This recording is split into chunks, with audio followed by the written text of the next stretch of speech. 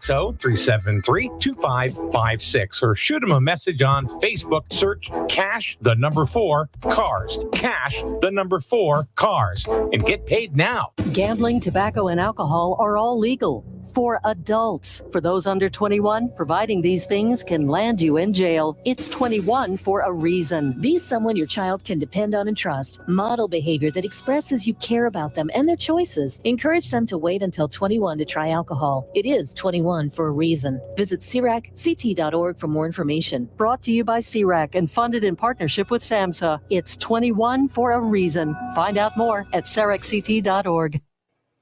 There are two types of traffic control devices that require drivers to come to a complete stop before proceeding forward: red lights and stop signs. According to statistics published by the National Highways Traffic Safety Administration, an average of 2 people die each day in the United States in automobile collisions caused by someone running a red light, and over 120,000 are injured. 45% of all crashes occur at intersections where someone often has a stop sign or red light and fails to stop and or yield the right of way after stopping. When the driver fails to stop for a traffic control device, the results can be deadly, particularly if they are rushing to beat a yellow light. Failing to stop constitutes negligence on the part of the vehicle operator.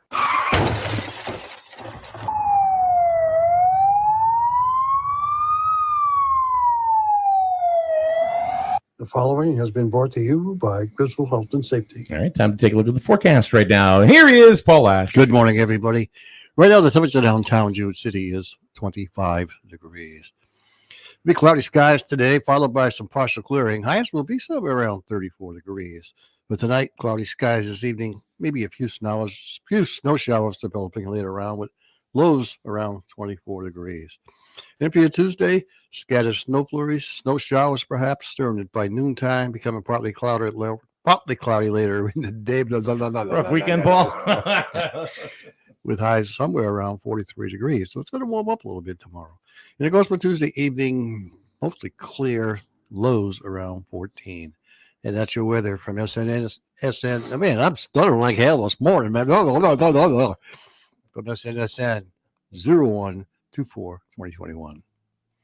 Your community radio, live from Main Street. Mike Minarski and Paul Lash in the morning and 80s all day and night. SNSN. Like they always say things that aren't stupid usually.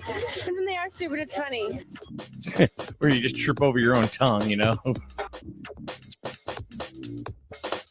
God, Paul. I know. It's Monday morning. What do you expect? You know, you had the whole weekend to lose all your mojo, and now, boom, you're back. I'm back again. So, good morning, everybody. Thanks for joining us already. We haven't even done anything yet. I know. But we appreciate you being here. That's for darn sure. Yeah. So the juice is loose, man. The juice. O.J. Simpson. Yeah. He's out and about. Yep. Got his apron strings cut, so now he's free and clear. He was spotted in a, it's no more. If the gloves don't fit, you must acquit. Yeah. Now it's, you might think I'll have a drink. So that's what he's doing now. Yeah. Watching some football. Yeah. And because of that, Tom Brady is now eliminated from football play this year. Yeah. It's on you, Juice. It's all on you. It's his fault. I don't really care. Yeah. So now Tom Brady is going to think what he's going to do next year. Oh, I think in the Super Bowl this year, it's going to be the Islanders against the Dodgers. That's how much football I watch. Yeah, me too. Yeah. So. Well, it's taken over the airways for the last 2 weeks. Oh yeah. Well, it is. It's a huge ratings draw. You know. Oh well. It's definitely. But the juice was out and about, and lots of pictures on TMZ. Oh yeah. With O.J. Simpson. Oh yeah. I'm afraid everywhere he goes now, they'll be taking pictures of him like we really care. Yeah, I don't really. But there's this, people that love that stuff. Yeah.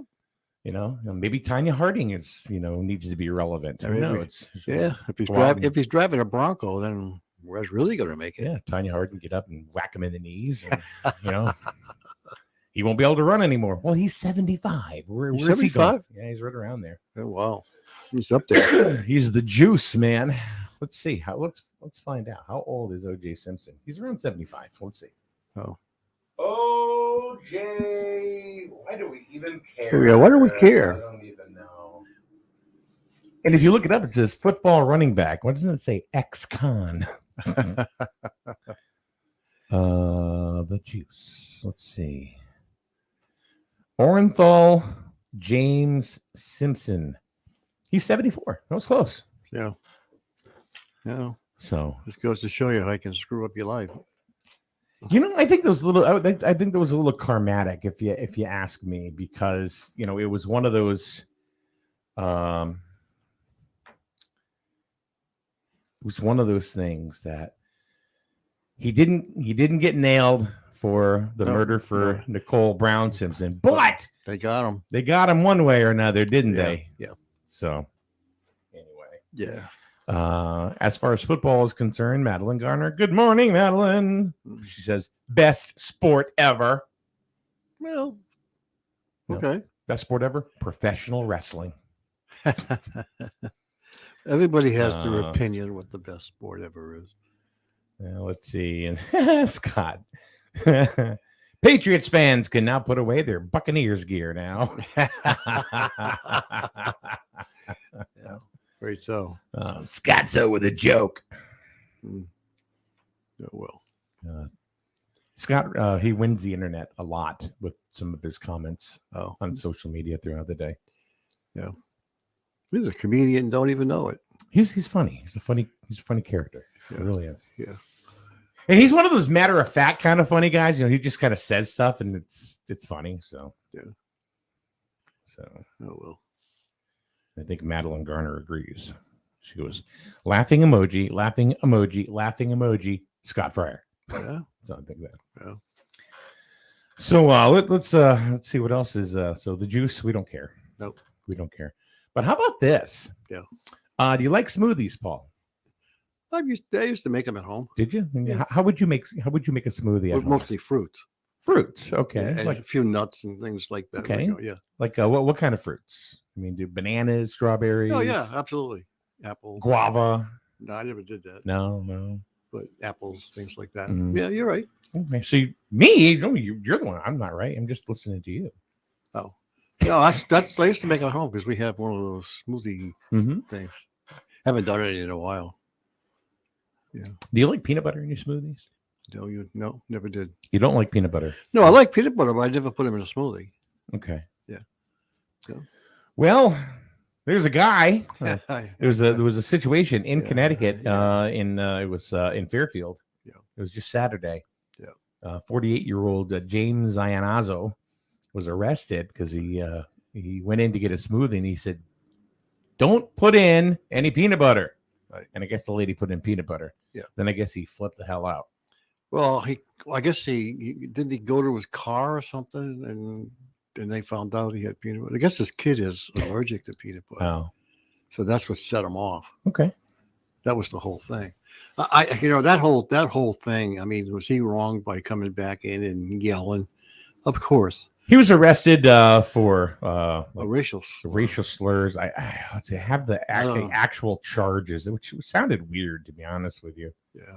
Because they really, I mean, that just goes to show you today what these young kids will do. They put it right up on social media, and that they got so many hits. Of course, you don't know the full story. I don't think they really. He looks really bad because of what he did, and I don't necessarily approve of what he did, but I can understand why he was upset because of this kid.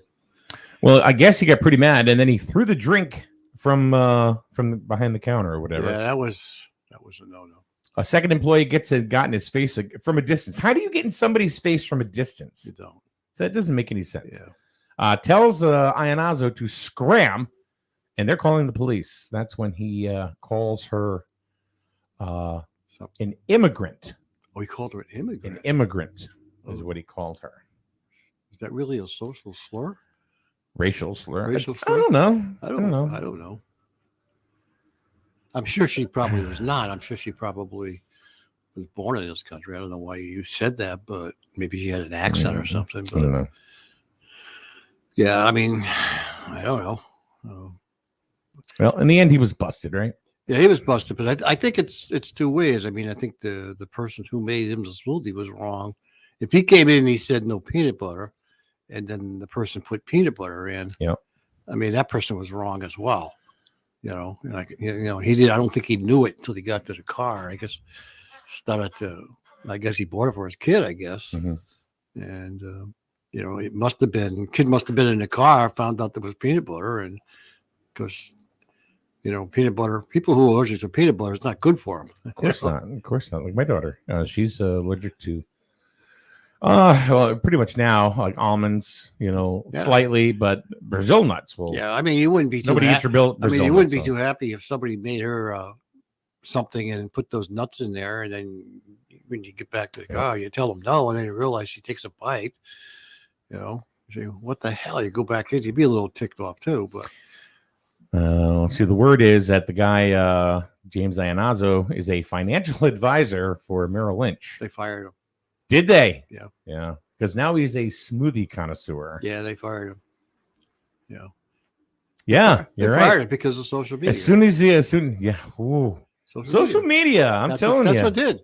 I mean, those kids they're not dumb. They immediately got their phone out and started doing recording, and they put it up on TikTok and Facebook and put it everywhere they wanted to put it. So the guy looks really, really bad.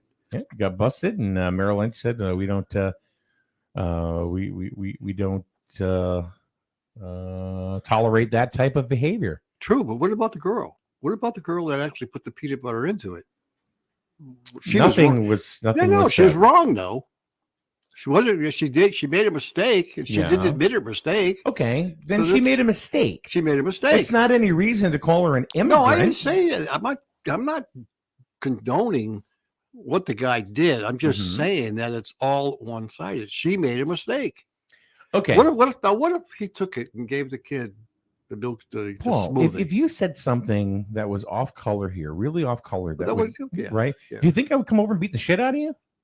No. I don't think his intention was. No, but you see what I mean. If you make a mistake, you can't sit around and say, "Oh, I'm going to pay some sort of extreme price." Yeah.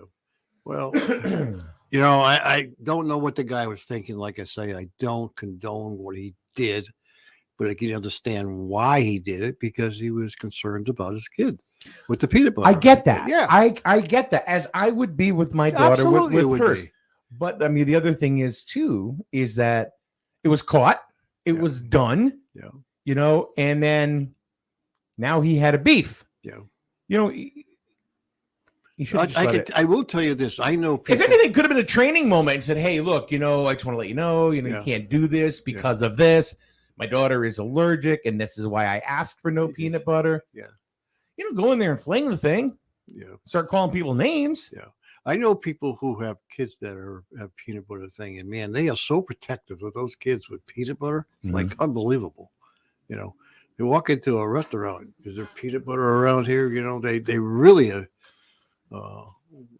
really get onto it. I mean, they're really. It's like wow. Me, I unfortunately never had the issue with peanut butter, but I can understand where it came from. But then I can understand what he did was wrong. So don't take me out of context here. Just saying that.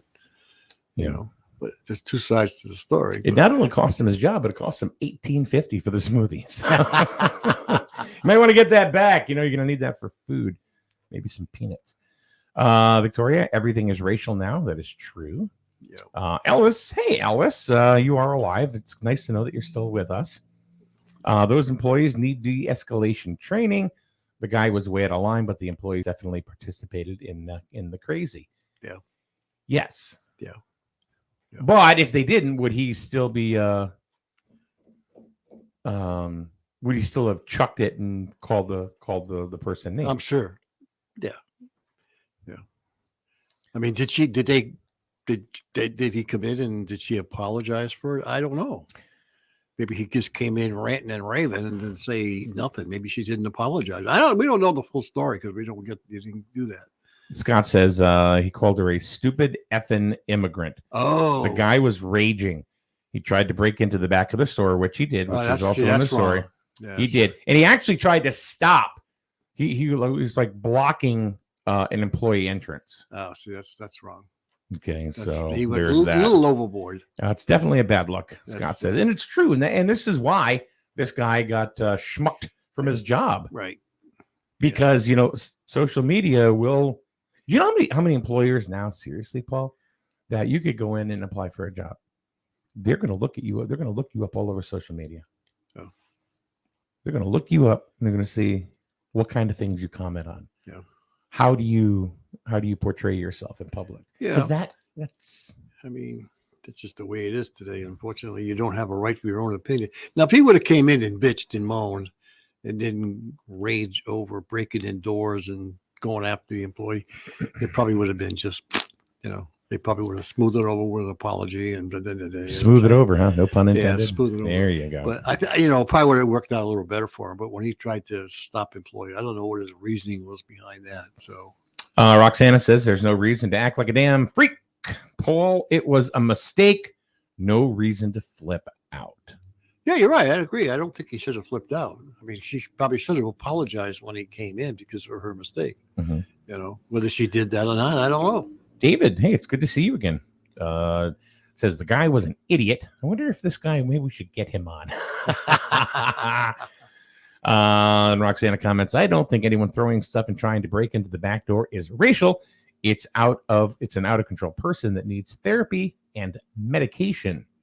But like I said, people who have kids that are allergic to peanut butter. I think they're covering that story up a little bit about, really about his aggressiveness and saying and making it into a racial slur. Like Victoria said, everything is racial these days. Of course, that's a big news thing. So what was the real issue? What was really got him arrested was him being very aggressive towards the staff and threatening. That's Not by calling somebody an immigrant. No, because we all know that when you're mad, you say a lot of things you're not supposed to say. That happens. It just comes out of your mouth for no apparent reason. But you're right. I think it's the breaking and trying to stop the employees and that kind of thing is what got him in trouble. David says I would say 80% of employers check your social media background. Honestly, David, I'm going to say 90. Yeah. I would go up that high. Yeah.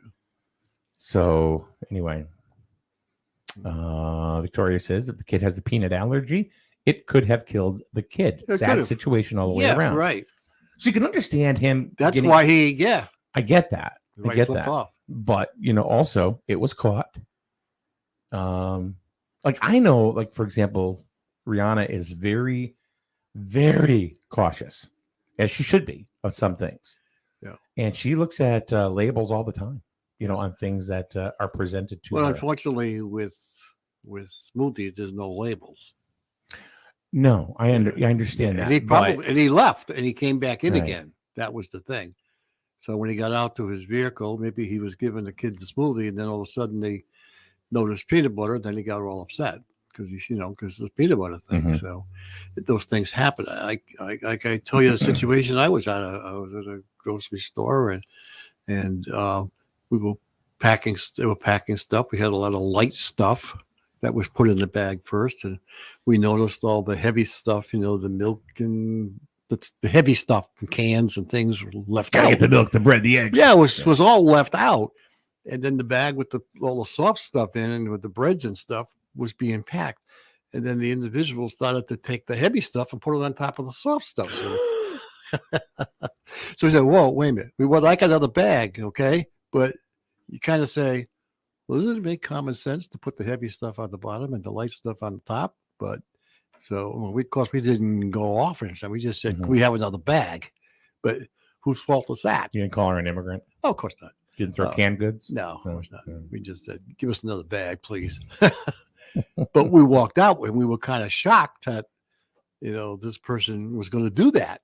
So whose fault is that? Is that the fault of the store not training this person? Or you would think that it's common sense that you don't put heavy stuff on top of light stuff. Well, maybe it's common sense for you and me, right? Well, But if it's a kid that they literally just hired because they need to fill a spot, and they really didn't get a chance to train this young man or young woman, they're going to make mistakes. Yeah. You know what? I mean, if you put a 16-year-old in that job because you You just need to say, okay, I'm hiring you off the street because I need somebody right here, right now. Yeah. And if it was their second day, what do you do? Yeah. Well, I mean, I think it was just odd to see. It is happen. odd, but Yeah, it I was think odd. you almost have to expect it. You almost have to expect it. Yeah. And I think you have to be a little more vigilant, So anyway, word is that this guy, the reason why he was all upset anyway is he just went and had a drink with O.J. Simpson down the road. So that really amped him up. He had a couple of pops, stopped and got his kids. Said, "Let's go get a smoothie." Oh, I'm feeling rugged. Yeah.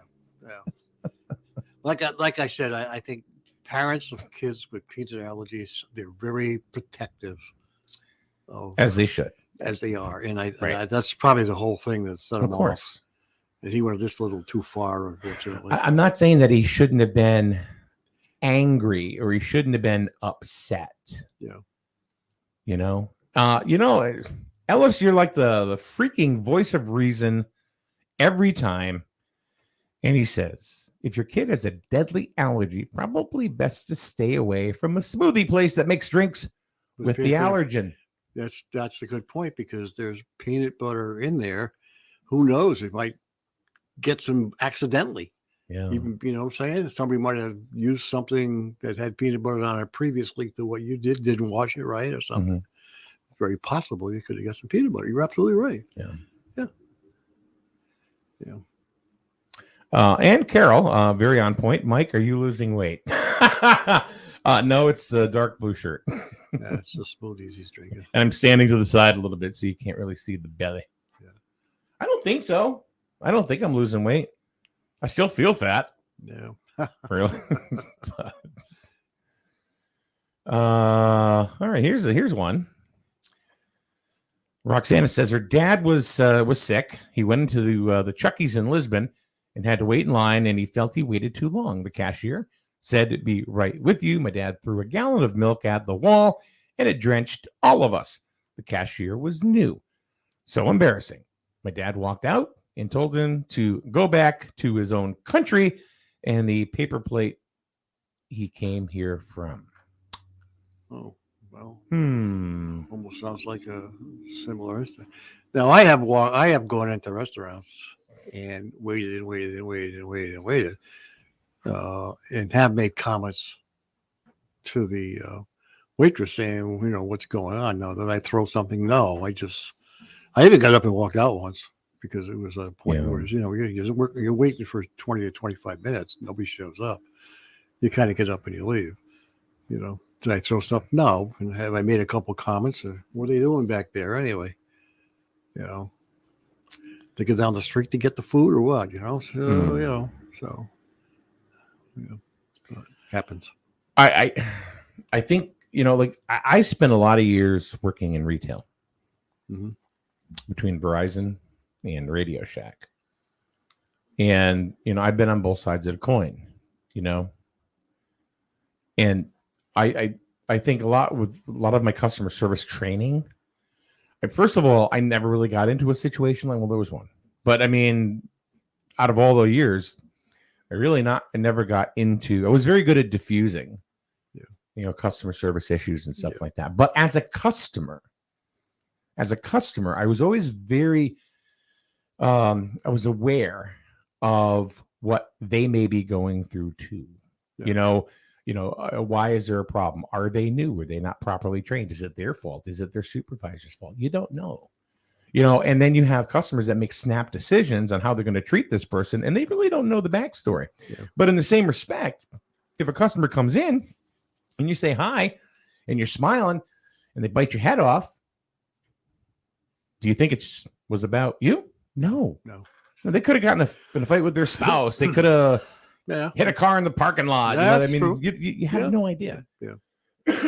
So you got to take that. And I think that if you've never worked in that, I think everybody should work in retail a little bit just to get an idea what it's really like. So. I mean, if I get upset if I take a service call or something, and I get upset at the company, I will apologize to the service person that I'm talking to. It's not about you. Exactly. It's about your company and why they're not doing something about it, you know. And I would say it's not you. You know, I would say that to them, so they wouldn't take it personal. So, go ahead. I'm sorry. No, I'm just saying some of these companies don't do crap. You know. See, now that goes. That brings me into another fold where you combine social media with your complaints of a local business. You know, you may not go in, you know, and rage at an employee or get mad at them, get upset at them, scream, blah, blah, blah. But you might go home, flip on your computer and try to destroy them that way by posting in Griswold Now, Plainfield residents, because those boards can be brutal. Yeah. And I've seen it happen where I've seen business owners get in and trash another business, not in their same category, but just trash. And it's like, oh, would you want somebody to do that to you? Or would you rather they call you and say, hey, we have a problem. How can we rectify this?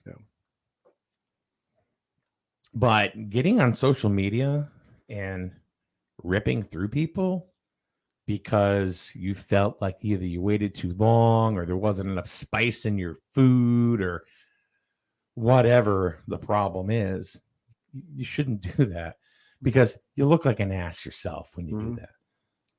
You really, really do. Yeah. But that happens a lot. People just go in and they'll trash. You know, it's like they don't realize what their words are doing. You know, you could sway somebody or people, many people, for not going into this particular establishment, costing them revenue, costing possible jobs locally. Yeah. And there's a possibility you could be sued too, depending on what you say. Yeah. Because now it's documented. That's freedom of speech too. It may be freedom of speech depending on what you say. But, you know. Well, sure. You know, I mean, there are lots of things that charges you can get brought up on, but I think that, you know, and Ellis, the voice of reason, he can tell us legally. Well, yeah, but he just said lack of self-awareness. That's true. Yeah. That is very, very true. That is. Yeah. So, yeah. Amazing. That's what happens today, unfortunately, and it's probably going to get worse as we move along because social media is taking over. You know. Yeah. I mean, what do you mean? It has? Well, it's probably going to even be more. I mean, keep in mind that look what's happened over the last couple of years. Can you imagine what's going to happen a couple more years from now? You know, what's next? I don't know. You know, so interesting. Good. Victoria. Bad or not so great service can ruin your whole dining experience. We went to the 99 with family a few weeks ago. There was a new waitress. That was her excuse for everything. It took 20 minutes to get our drinks, over an hour and a half to get our meals. No one flipped out publicly. I got up and spoke to the manager. He comped a bunch of the stuff, but it really wasn't an enjoyable experience. You know what? That's fine. You know, I mean, everybody's going to have a bad experience somewhere. Yeah. Right. Yeah. But Victoria did what I would have done is say, okay, hold on. You know, if it was really, really, if it's just kind of crappy, you go, all right, you deal with it and make a decision if you want to go back. But if it's really bad, that's an extreme situation where it takes you an hour and a half to get your meal. You talk to the manager and you say, hey, you know, this is what happened, blah, blah, blah. Okay, fine. And what do you think happened? Well, the manager tried to make it right. Yeah. The best that he or she could. Yeah. So at least, you know, I mean, but if she would have went on social media and ripped him a new, you know what, that wouldn't have gone anywhere. Yeah. Wouldn't have gone anywhere at all. So, yeah. Well, I told you the story about us in Pepe's Pizza at Mohegan Sun. it became a joke with us because one year, because we used to go to Sun games a lot, and we'd always. What do you mean used to? You still we do. still do, but that particular year we used to go and we'd have Pepe's every time we go before the game, and it became a joke with us. Yeah. We going to get a free pizza tonight or what? Every time we went that year, it seems to us that something happened with the meal. One time we were waiting, and well, guess what? They put the ticket somewhere. The ticket where you order your meal. Well, they put it behind something, and we didn't get our meal. So what ended up happening? We ended up getting the free pizza, and we got another free ticket for another pizza for the next time we came. The next time we go, they burnt the damn pizza. So they gave us another free pizza. So it kept going on and on. It became a joke with us. We got to get a free pizza tonight or not? Because they kept screwing up. You just keep hoping. Yeah, we're looking forward to a free pizza. And in the casinos, they're gonna. All you gotta do is say something. They'll go ahead and they'll make it right. Yeah. So Laura says the younger generation. This is true too. The younger generation, they don't know how to de-escalate situations. I've noticed that they would rather be right and argue than quote unquote eat crow. You know why? Because they're woke. Yeah, unfortunately. So yeah. So Dave, you're in Hamden, if I'm not mistaken. Yeah. This is not one of the Pepe's franchises are as good as the original on Wooster Street in New Haven. Yeah. Yeah. Oh, I can speak to that and say the Wooster Street. Really? Oh my God. Yeah.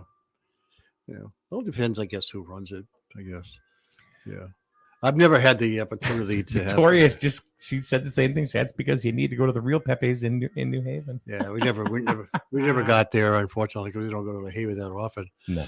So we never got there. But yeah, it was got to make the rounds, man. Go to Wooster Street. Well, there's one Wooster Street, excuse me. There's one in Warwick too. Oh, there are a bunch of them. Yeah, there's one in Warwick. We ate the one in Warwick, and wasn't. I think the one in Warwick wasn't even as good as the one in the Egan Sun. So. And while you're at it, stop in New Haven and go to Louis' Lunch. Yeah, well, if we were in that area, I would probably stop. Go to Louis' Lunch. You ever go to Louis' Lunch? Yeah. Have you ever been there? No. It's like supposedly the inventor of the hamburger. No. The hamburger sandwich. Excuse me. Never been there. So no. It was a way, I guess, because it was an old mill town, and it was a way to take meat and make it go further or whatever, and then feed the men and women that worked in the mills, and then they just ground steak up one day and boom. Now, if you go into Louis' Lunch and they make it the same way. It's always served on toast. It's on this conveyor belt and everything. And they do not put ketchup on the burger. If you ask for ketchup, they're booting you out. Really? Yeah. Wow. And it's a very small place. Wow. It's a very small place. Wow. I don't know if I could really. Yeah, David just says no ketchup. Oh no. No. And it's always, like I said, only served on toast. Wow. No. So, anyway, we beat that up pretty good. I think we did. Yep. I think we did. Took a good, and now in the next 20, 30 minutes, we're going to beat something else up. Yep. And, yeah, I'm going to move out of the way because we need a social distance. Well, we can go. Well, I'm going to move over there because he's wearing a mask. I don't know if Mr. McCormack. Does he want us to wear a mask or what? I don't know. We're going to take a quick break. We'll be back in a minute right here on SNSN. Hi, my name is Dr. Katina Simmons. I'm the optometrist and the new owner of Grizzled Eye Care, formerly the office of Dr. Joel Zuckerbrand. I would like to welcome you and your family to make an appointment today for an eye exam. Even though the name has changed, we are still providing the same family-friendly eye care as Dr. Z. We are located at 8 North Main Street in Jewett City. You can also find Grizzled Eye Care on Facebook and send us a message. Don't forget that eye exams correlate to your whole body health too. It's not just new glasses and contacts. So come see me, Dr. Katina Simmons, at the all-new Grizzled Eye Care, formerly Dr. Zuckerbrand. Hope to see you soon.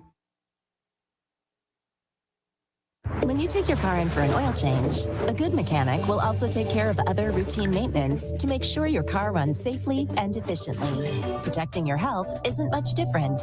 When you get a COVID-19 vaccine, it's important to make sure you're also protected from other serious but preventable diseases. It's easy and convenient to get other routine vaccines at the same time as a COVID-19 vaccine.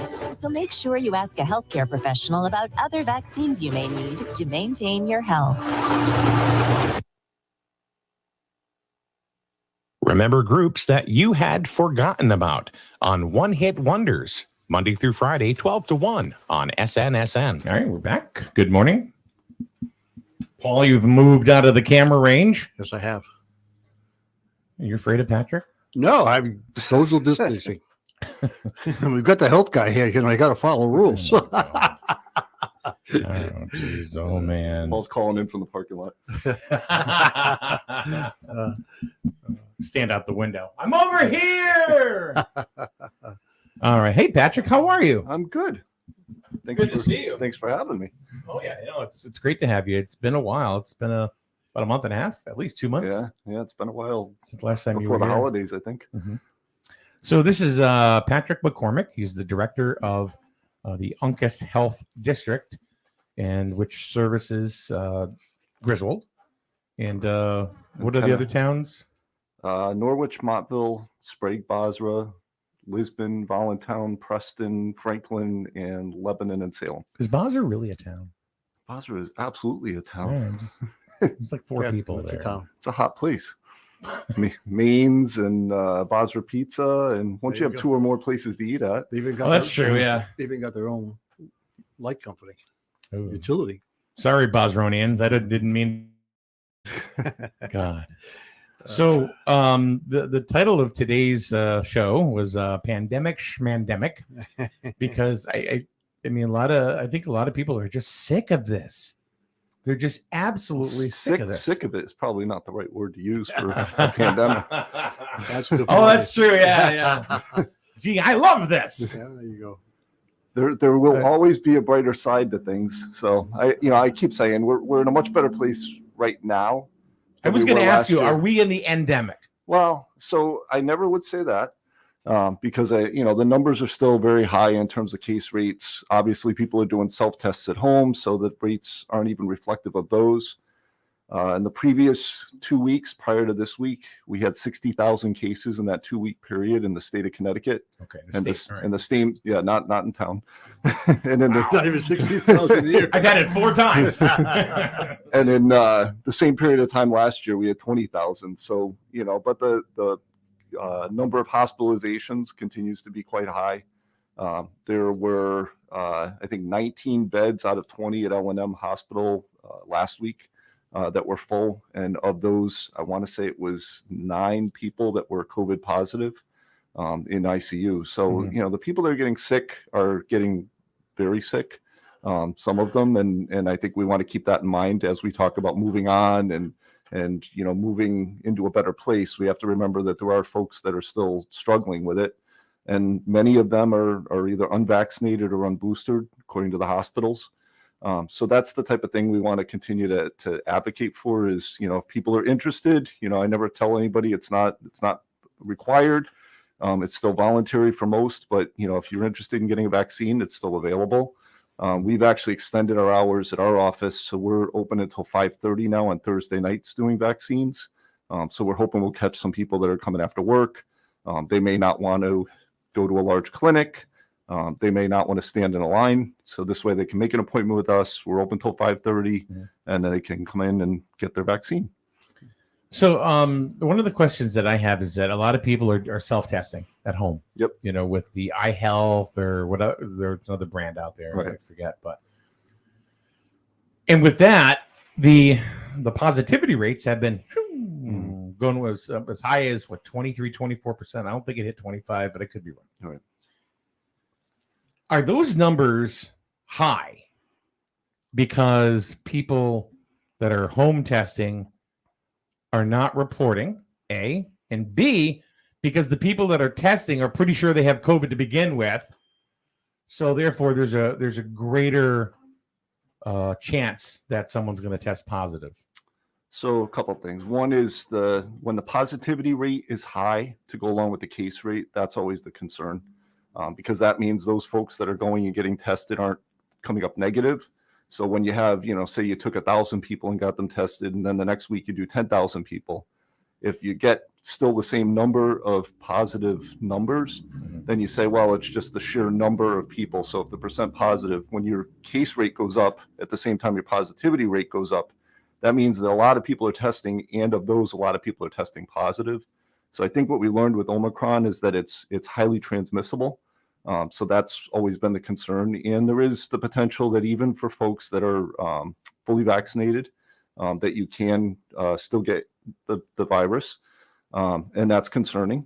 But at the same time, it will certainly help to keep the hospitalizations down, to keep folks out of ICU. So that's what we continue to say is, we're trying to keep the numbers of folks out of the hospital, if at all possible, the numbers of people getting really sick down. Obviously, the CDC and the state of Connecticut have changed their quarantine and isolation guidance. So now it went from 14 days when we started to 10 days to now 5 days for quarantine and isolation. So it allows people to get back out there to work sooner. What they found was that people were getting ill sooner in the phase of isolation. So that's why they felt comfortable allowing people to go back to work and school. So I'm hoping the fact that it's shorter will allow for folks to go and follow the request to isolate. The other thing with the self-tests is, even though we don't get those reported, the goal of the self-tests was to have people who were symptomatic or had an exposure find it easier to be able to test so they could confirm whether or not they're positive and then start that isolation period sooner rather than go sit in a line for 3 hours up at Dodd Stadium or down the street. Same thing in Stonington. We went to go do a basketball game one day, and we Stonington High School is right across the street from the police station, and then right next there's a health. I don't know what health organization it is, but Legislate I think was doing something. It could be. Yeah. We looked and said, like, what's going on here? Yeah. And it was a testing site. And the line was on, and this is about a month ago. Yeah, I mean, the line was unbelievable. Yeah, we've been talking amongst the health directors around the state saying, we hope that if we learn something from the pandemic, one of the things we want to take from it is the testing issue. Clearly, it was problematic from the beginning. There weren't enough tests available. They couldn't get the test sites set up quick enough. The test sites are being done outdoors. The weather certainly affects things. The number of people that are being required to test was much more than I think they ever anticipated.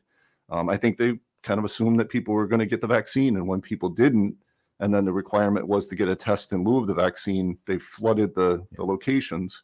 And then keep in mind, you have people that are going for medical appointments, people that are going for travel, people that are going for employment, all those people in with those that are either symptomatic or had an exposure. So the ones that you really want to make sure are getting tested, in some cases are sitting in line with those that probably don't need it because they have no exposure or no symptoms. So that's been a problem from the beginning. I don't personally want to sit for 3 hours for anything. And to sit 3 hours for something where you're debating whether to get it done in the first place, it has to be made more readily available in the future. Hopefully that will occur if we ever go through this again. But I think, that'll be probably in the top 2, 3 of lessons learned going forward, is how to do this a little bit better. Paul, did you have something? I mean, I think a lot of people that were, especially around the holidays, I think a lot of people were staying in line to get tested to make sure they didn't have it. Right. If they would have had the test kits, they could have just done it at home and say, "Oh yeah, I'm fine," and a lot of those people would have been on a line, so there wouldn't have been so many people there, Right. But that was the reason why I think a lot of them were doing it. They didn't want to go to their, relative's house having COVID.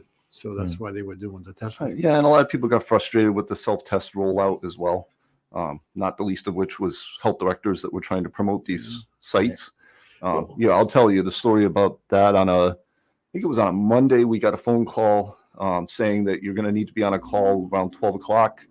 At the 12 o'clock call, we were told that they're going to be rolling out these self-tests. I think actually it was on a Tuesday.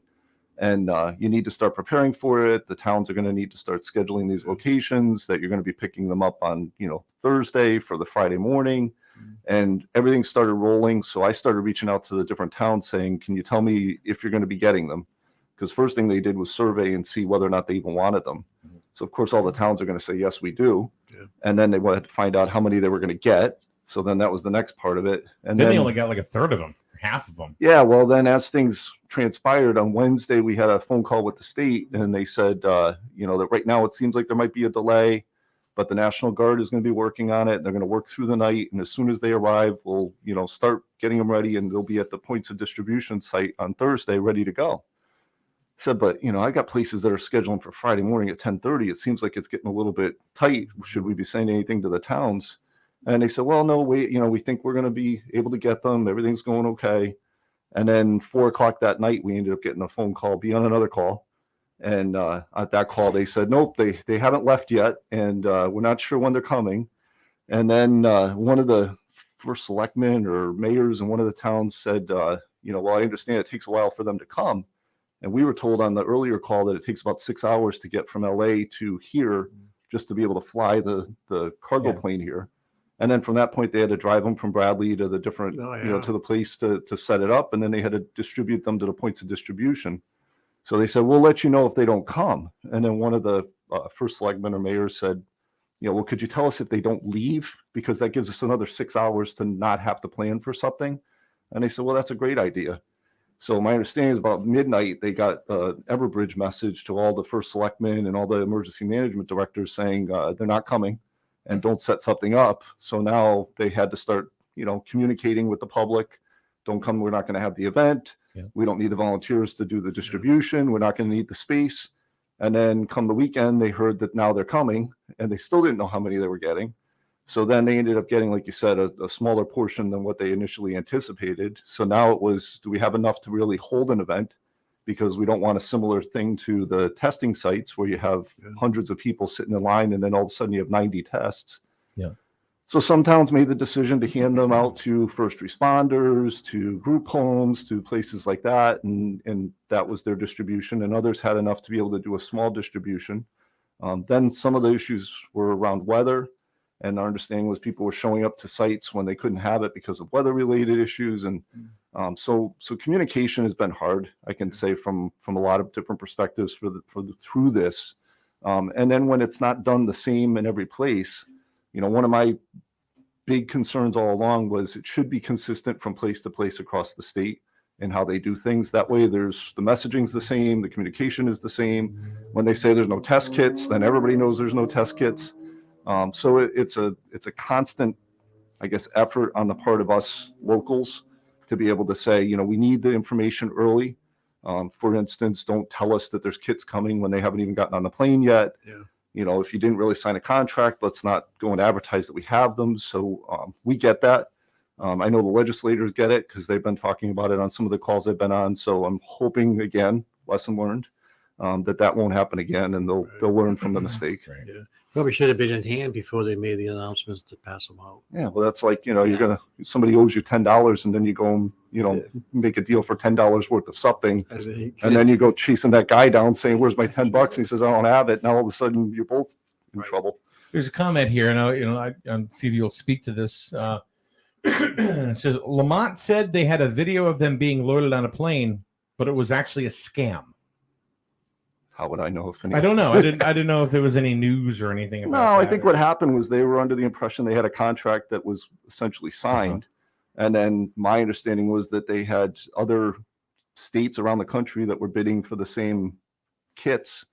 And at that point, when they went to the sort of the higher bidder, then the state had to go and renegotiate and figure out whether they were going to get them.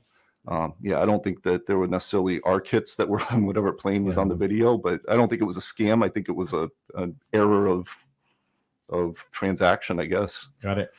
We're just going to throw this out there too. So, like in needs of information, and Paul and I, we've mentioned this, is that we have a text line. So if you want information sent to your phone, we can do that.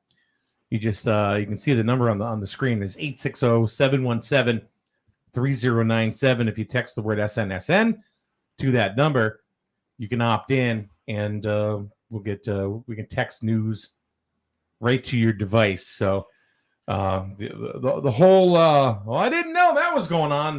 That's just not good enough anymore of an excuse.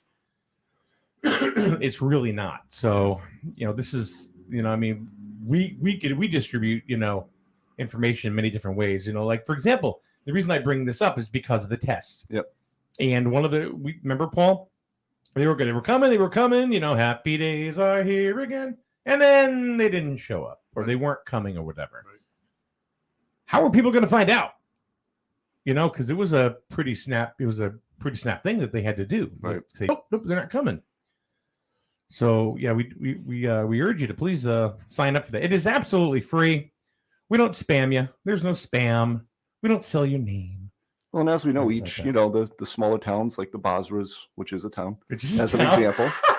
Yeah, it's harder for them to necessarily communicate to the public because they don't necessarily have the same type of, they don't have a newspaper in town. They don't have a weekly, newsletter that may go out. They don't have a lot of the resources that other towns may have. So when they make that effort to go out and get that information, either through the schools or through, however they're messaging to their community, to back off of that becomes that much harder because now you put out a message, now you need to back off of the message. And then a week later, you're putting that same message back out and people are getting confused. And one thing we find that, people will dig for information and they're looking constantly. So what we find is even with like the website, it's hard to keep up with it because the information changes so quickly. Mm-hmm. And people say, well, it's old information. We'll say, well, sometimes it takes a day or two just to be able to update to the new stuff. And what we did at some point in time along the way was we started linking to a lot of the state information. So that way it was consistent, but even the state information in some cases on the state website was a little bit behind. Yeah. So that's, one thing we always get concerned about is people want us to have real-time information. And sometimes it requires a phone call to be able to get that real-time information or a show like this, something, Stu Breyer went WICH he or retired. One of those. Did he really? Stu retired. Is it official? Yeah, the apocalypse is near. Oh, wow. When Stu retires, I think he actually went to work at I think it was a Christian station. Oh, wow. Just part-time. Oh. Because to stay in it. But yeah, Stu Breyer is retired. Wow. God bless him, man. I mean, he was well, we get folks like you, folks like Stu. I mean, you'll call and say, I'm nowhere near. But I think, Stu Breyer's category. But I think it's similar in the way that you'll call and say, "Is there anything you want to talk about?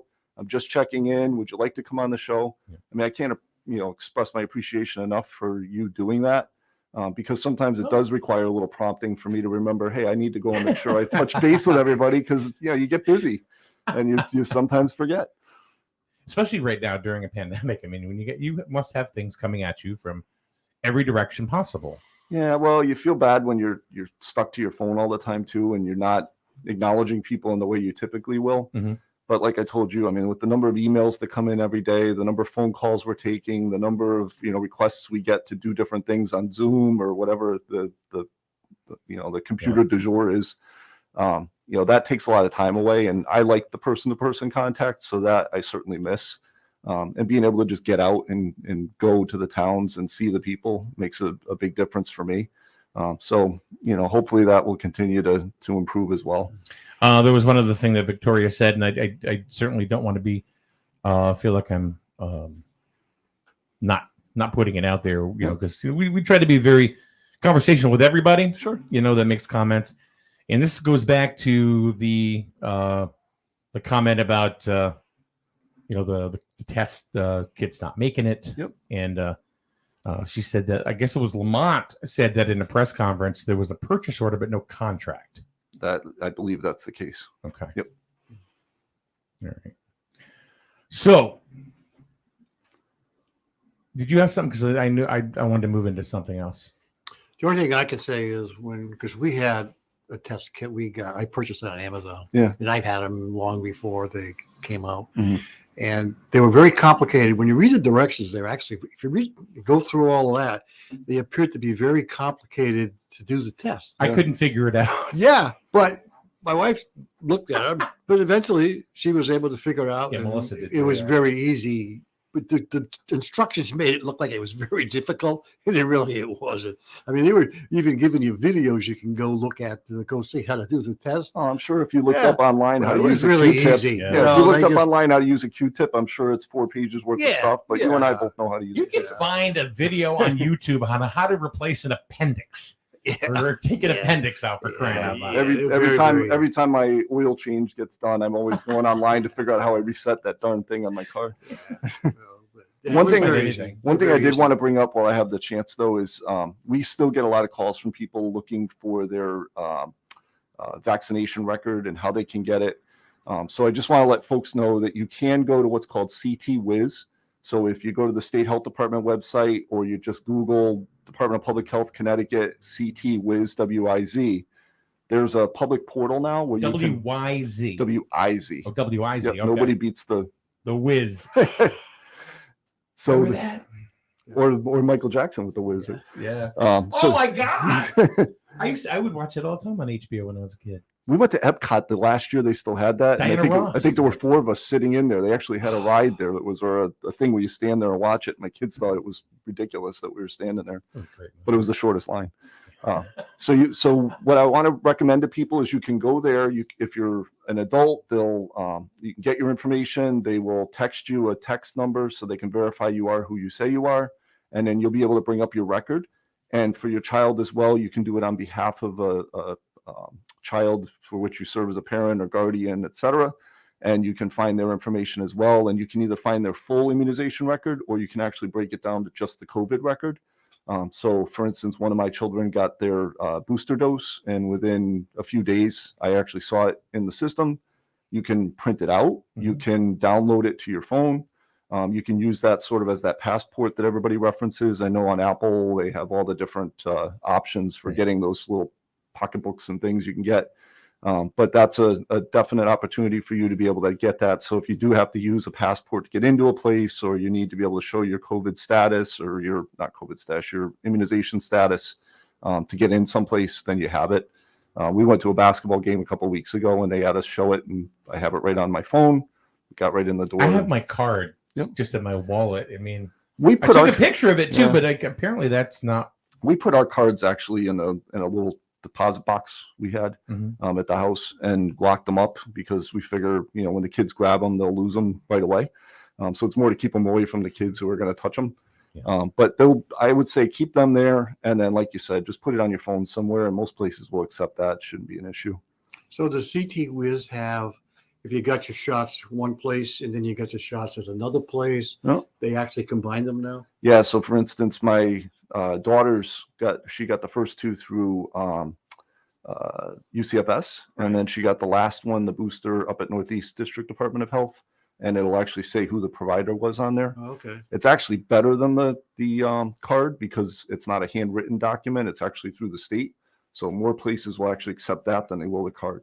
Yeah. So I see. Mine are on my chart. Yep.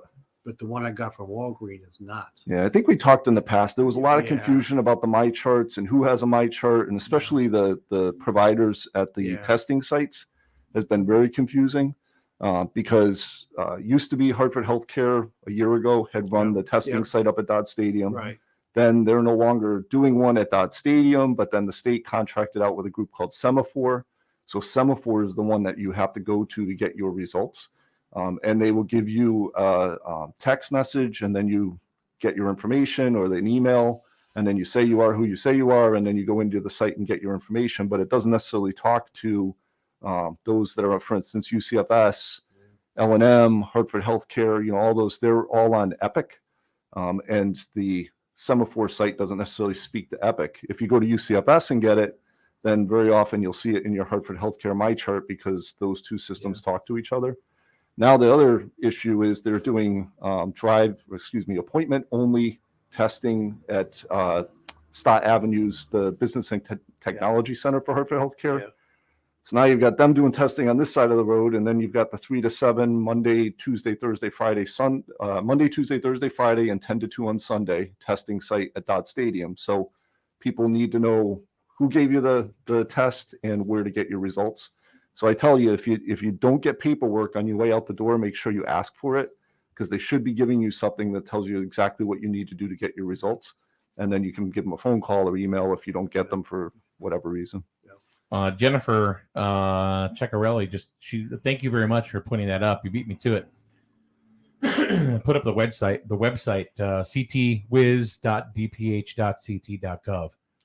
So thank you, Jennifer, for putting that up there. And I just put it on the screen now as well, so people can write it down, or we'll leave it up there for a few minutes. Thank you for doing that. Yeah, no, thank you. And we can Jennifer. get you our clinic schedule as well.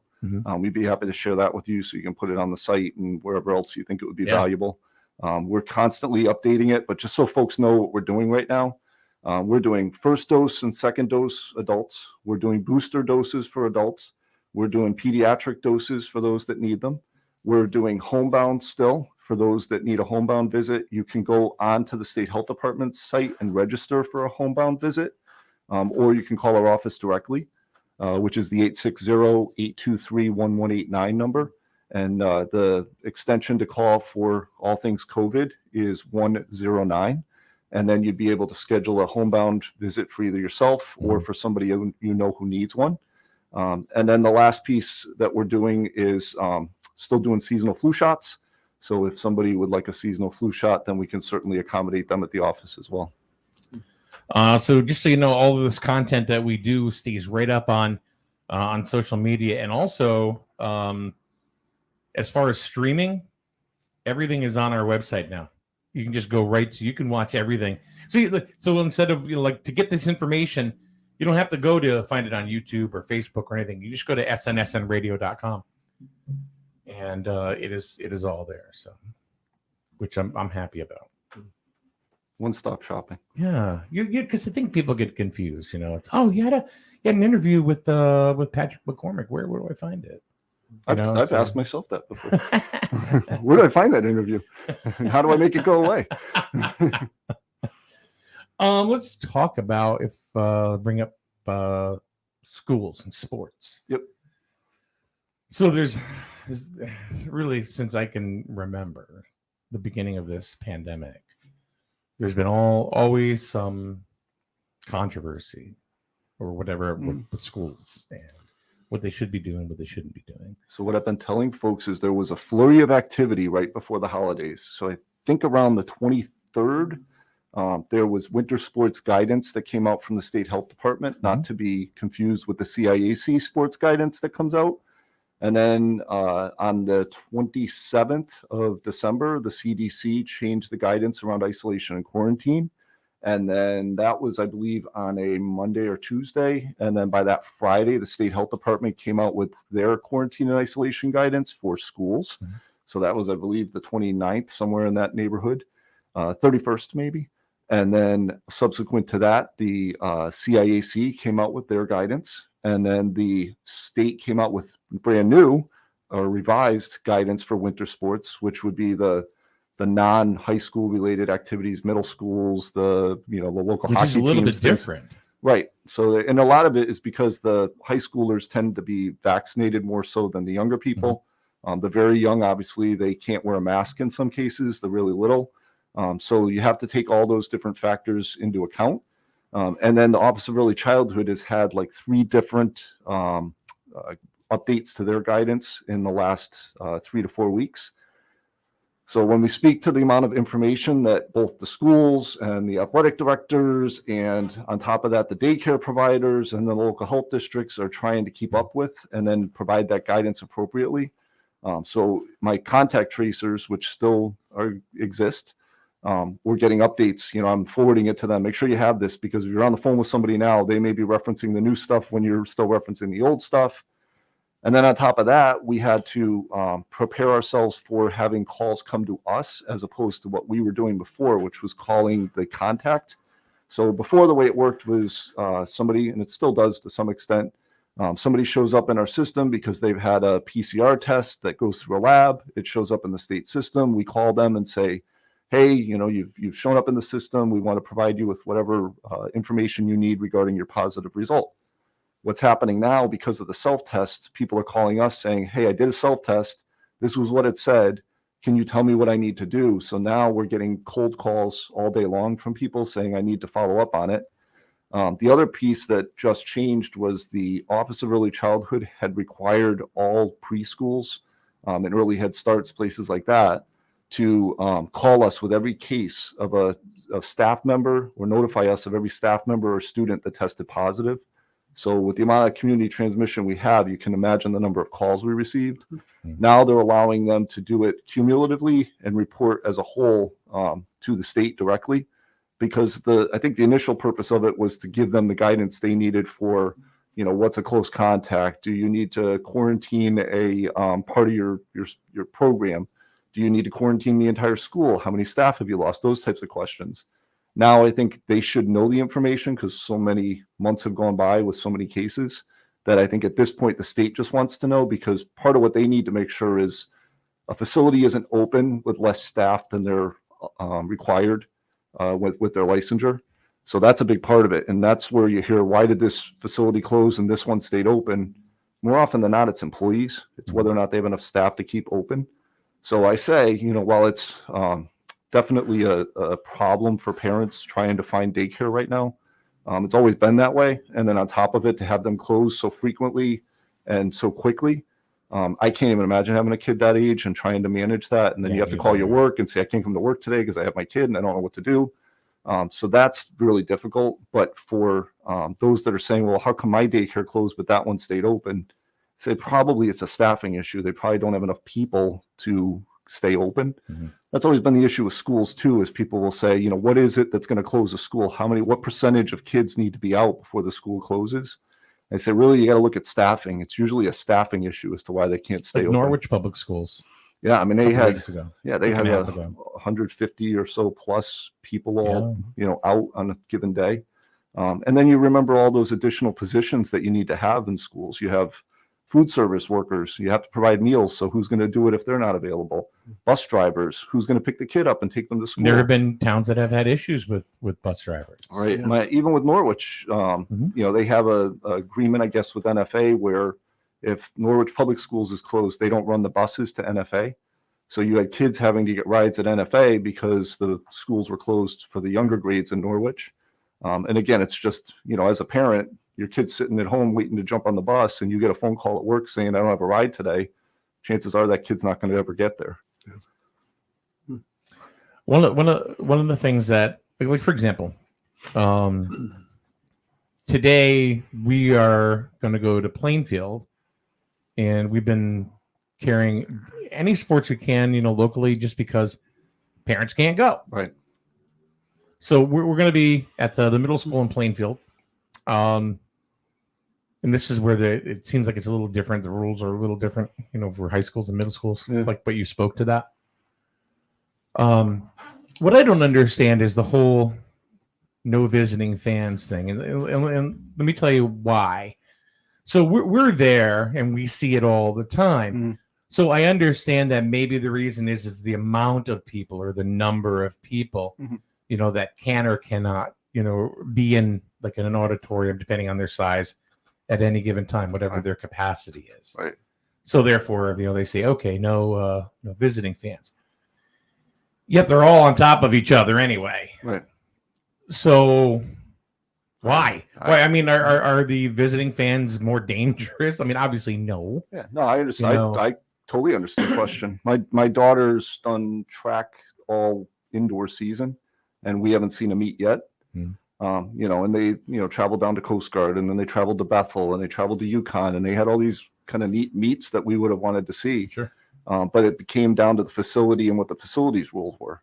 And I believe that the East Coast Conference established in most cases the issue around the traveling fans. And, I think part of it may be, and I don't honestly know the answer, but I assume it's easier to address a local parent and work with them on masking and different things. This is the guidance, we have your kid in the school, than to try to deal with a person who's outside of the town. You have no connection with them. They show up to the meet or game. They want to see the game.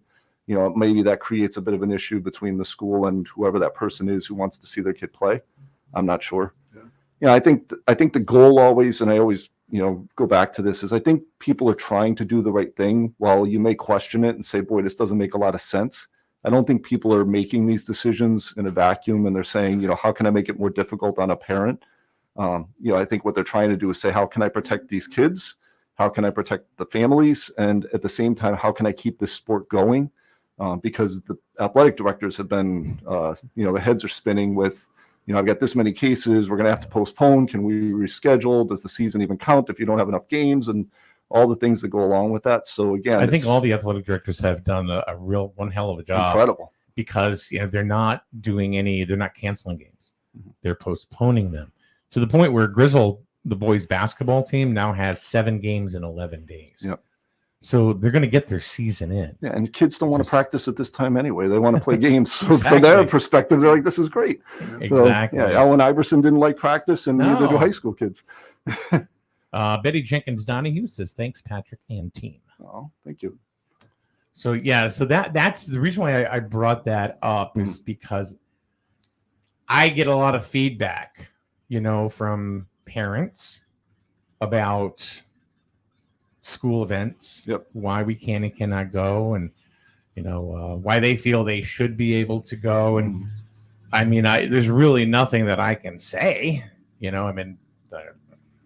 I listen to them. Well, I feel bad because you're a parent, I'm a parent, you're a grandparent. You get it. Yeah, so, I've had parents tell me that they purchased the away game video feed because a lot of them they actually have to pay for, my understanding. So the NFHS, the National Federation of High Schools, which is basically like, for example, they do pretty much all sports at the schools, but it's boring as hell because it's just one camera like in a gym and it goes back and forth. It follows the ball. There's no commentary. There's no play-by-play. Right. There's nothing. Actually, I just watched an Italian league. This is how boring my life, I guess, is. But I was watching Italian league basketball yesterday, and it's the same type of thing. It's a feed with no voice along with it. Yeah.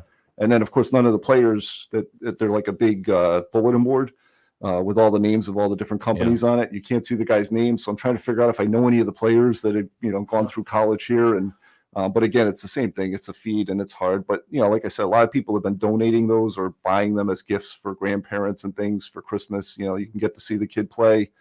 Here's a gift for you for the holiday. But I do think things are going to move. I think it usually goes in chunks. Say it that way. So I think there was the fall chunk, then there's going to be the winter chunk, and then there'll be the spring chunk. I think if we start doing better in the next few weeks, my guess is it will be easier in the spring. And then the outdoor events, obviously, they tend to be easier. The outdoor, what's coming up, baseball. They'll allow people obviously to sit and watch the games. So I think it's the indoor aspect of it.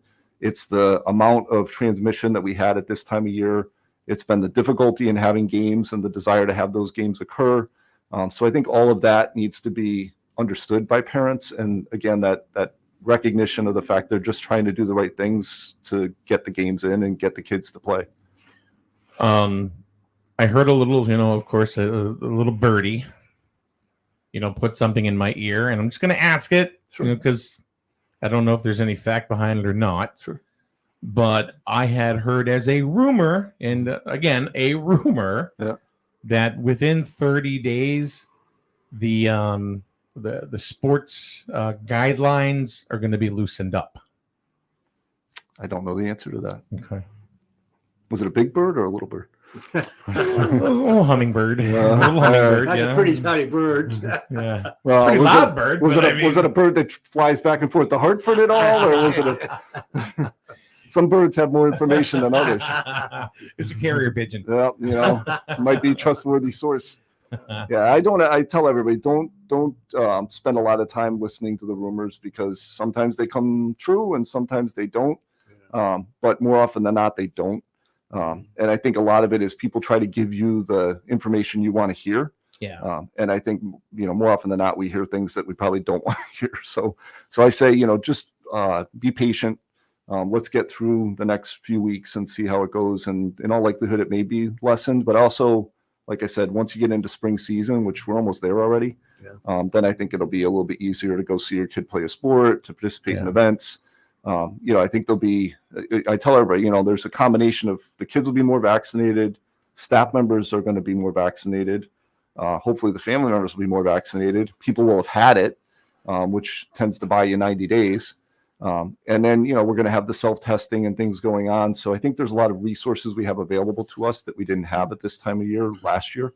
And then the other part of it is people are more knowledgeable, more aware.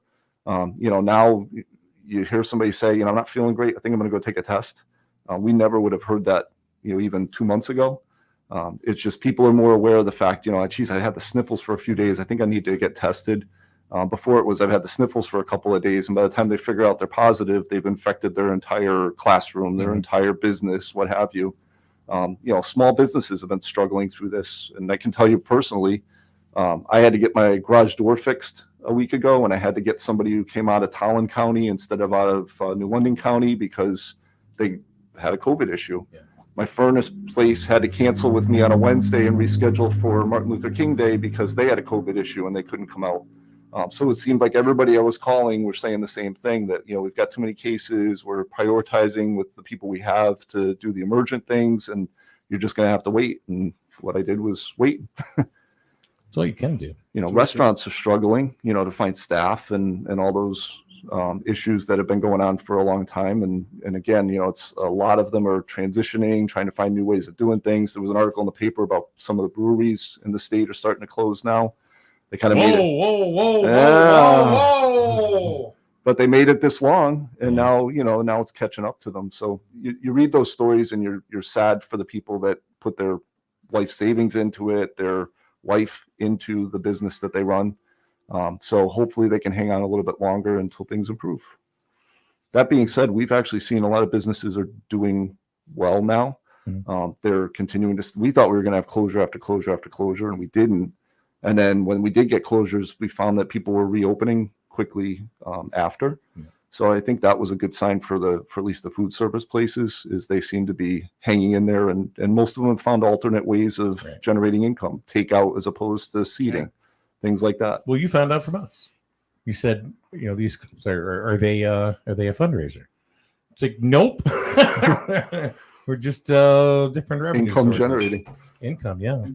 Yeah, but again, the restaurants, different models that they use. Socks too. What's that? We even got socks. I love socks. Yeah, we have socks too. Wolverine, Patriot, and Panther socks. Anyway, go ahead. Sick little plug of mine. Are we done? Oh, if we are, I'll leave. I'll grab my socks and go. Do you have anything else? No. I think I'm an Irish guy, so the green of Griswold looks better on me than it does on some. Jesus, Mary and Joseph. I think we pretty much ran the gamut. I appreciate it. It's a good conversation. Thank you so much for having me all the time. Yeah. Absolutely. And if you missed any part of this this program with Patrick McCormack from Uncas Health District, you can certainly go back and watch it later. And watch the beginning of it, whatever it is you feel that you missed, because it will be posted on social media. So let me just throw a couple numbers at you. So the number to the office at Uncas Health District is 860-823-1189. If you're calling about a COVID question, it's extension 109. If you're looking for testing in the area, at least within Uncas Health District, the state-supported testing sites, as of the 31st, Semaphore will no longer be running the site at Dodd Stadium or at UCFS. But Quest is actually taking over with a subcontractor for them. So there'll be no delay in the changeover. It'll go from the 31st with Semaphore to the Quest group on the 1st of February.